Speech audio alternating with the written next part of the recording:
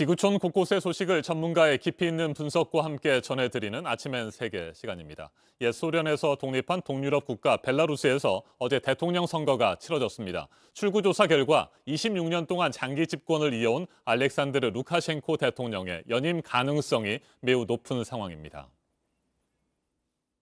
Я устала терпеть. Я устала молчать.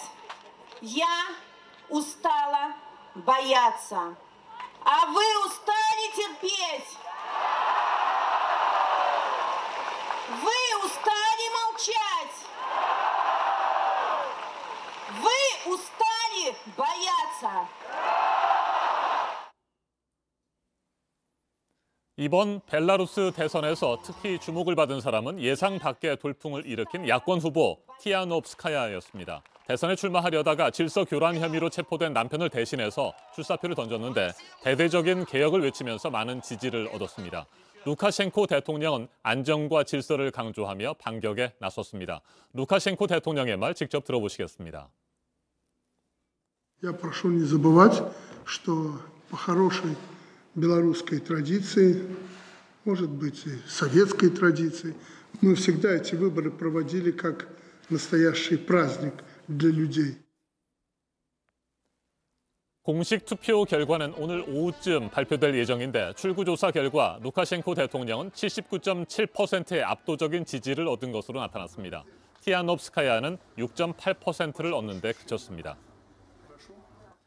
하지만 이번 대선이 끝나도 혼란이 계속될 것이라는 전망이 나옵니다. 야권에서는 루카셴코 대통령이 불법과 편법을 동원해 대선을 치렀다고 주장하고 있습니다.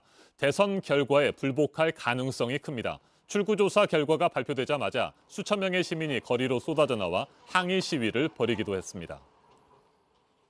루카셴코 대통령은 러시아가 벨라루스 대선 개입을 시도했다고 주장하고 있습니다. 이 때문에 러시아와의 관계에서도 긴장이 고조되고 있습니다. 전문가와 좀 더 자세하게 짚어보겠습니다. 이신욱 동아대 국제전문대학원 교수 전화로 연결됐습니다. 교수님 안녕하십니까? 네, 안녕하세요. 네, 루카셴코 대통령의 6번째 연임이 사실상 확정된 것으로 보이는데 이번 대선 어떻게 평가하세요? 네, 1994년부터 26년간 벨라루스를 철권 통치하고 있고 유럽의 마지막 독재자로 불리는 루카셴코 대통령은 8월 9일 대선을 통해 집권 연장에 성공한 것으로 보입니다. 현재 집권 5기인데요. 이번 집권에 성공하면은 집권 6기가 되어서 유럽에서 최장수 집권자가 됩니다. 어제 치러진 대선 출구조사에서 루카셴코 대통령은 79.7%를 득표해서 최대 경쟁자로 꼽혔던 여성 야권 후보 스베틀라나 티오프스카야를 큰 표차로 따돌렸는데요. 티오프스카야는 6.8%를 얻는 것에 그쳤습니다. 그 외의 후보들은 0.9%에서 2.3%까지 저조한 득표를 보인 것으로 나타나고 있는데요. 당초 루카셴코 대통령은 최근 코로나19 사태와 함께 만성적인 경제 문제, 실업 문제 등이 대두되면서 대선에서 굉장히 어려울 것으로 예측되었습니다. 그런데 루카셴코 대통령은 지난달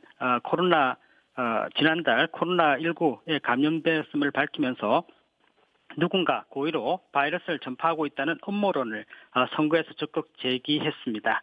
아마도 외부 세력의 대선 개입 문제를 통해 국민들의 시선을 외부로 돌리려는 시도로 보이는데요. 코로나19 감염, 러시아 용병 사건 등을 통해 음모론을 적극 제기해서 국민들의 불만을 외부로 돌리려는 시도라고 할 수 있고 이번 벨라루스 대선에서 음모론을 통해서 루카셴코 대통령의 승리로 이어진 것으로 보입니다. 네, 야권 후보 티아노프스카야의 돌풍이 주목을 받았지만 앞서 말씀을 하신 대로 출구조사에서는 낮은 지지율을 기록한 것으로 보입니다. 이건 어떻게 해석할 수 있습니까? 네, 평범한 주부에서 일약 여성 대권 후보로 오른 37세 스베틀라나 티오프스카야는 원래 반체제 활동으로 유명한 유튜브 세르게이 티오프스키의 아내입니다. 티오프스키는 지난 5월 말 불법 집회를 주최해서 사회를 선동했다는 제목으로 체포됐는데요. 젊은 층의 대중적인 인기가 있던 그가 대선 출마 의사를 밝힌 지 이틀 만에 벌어진 일이었습니다. 그래서 남편을 대신해서 정치 경험이 전무한 티오프스카야가 이번 대선에 출마했는데요. 벨라루스 수도 민스크에서 열린 티아노프스카야 지지 집회에서 6만 3천 명이 참가하는 등 굉장한 집회를 벌였습니다. 그런데 이번 대선에서 6.8% 득표에 그친 것으로 출가 조사에서 나오는데요. 그 이유는 러시아 선거와 마찬가지로 루카셴코 대통령이 잠재적 대권 후보를 없애는 방식으로 선거를 치렀고 무명의 티옵스카야는 남편을 대신해서 선거에 나오는 일이 벌어졌습니다. 네. 이번 대선에서 루카셴코 대통령은 티옵스카야 후보에게 집중된 언론을 러시아 용병 사건, 코로나19 감염 등 음모론을 통해서 희석시키고 무명의 티아노프스카야의 정치력 부재, 관권 선거 등이 복합적으로 작용해서 재선에 성공한 것으로 보입니다. 네. 러시아의 벨라루스 대선 개입 의혹이 불거졌잖아요. 러시아와의 관계에서도 앞으로 후폭풍이 예상되는데 이건 어떻게 전망하십니까? 대선 이후 러시아와 벨라루스 관계는 상당한 냉각기가 예상됩니다. 원래 러시아와 벨라루스는 소련 해체 이후 형제국 관계를 유지하고 있었는데요. 언어, 역사, 경제 등 전방위적으로 연합에 가까운 형태를 취하는 것이 러시아와 벨라루스의 관계입니다. 루카셴코 대통령이 러시아의 대선 개입을 주장하자 러시아는 속으로 매우 격앙된 분위기를 보이고 있는데요. 벨라루스는 러시아에 값싼 에너지를 공급받고 경제 원조를 통해서 친러 국가로 지금까지 있었습니다. 그런데 2014년 우크라이나 사태 이후 러시아를 점차 경계하고 있고 2017년 경제 위기 이후 EU와의 관계를 모색하게 되었습니다.